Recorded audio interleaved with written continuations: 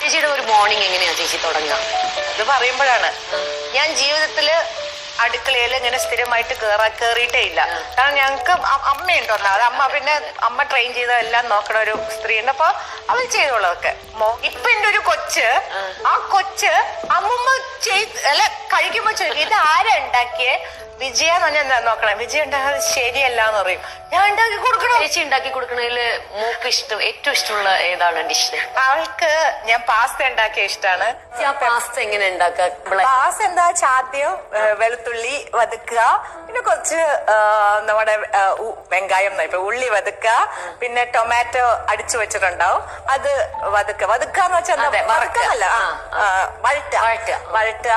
പിന്നെ അതിന്റെ പുറത്ത് കുറച്ച് കുരുമുളക്, പാസ്ത ഇടുക, പിന്നെ കുരുമുളക് ഇട്ടിട്ട് ഒറിഗാനോ, അതിന്റെ പുറത്ത് ഒറിഗാനോ സോസ് ഇട്ടിട്ട്, അത് ടൊമാറ്റോ പാസ്തയാണ് അവൾക്ക് ഇഷ്ടം.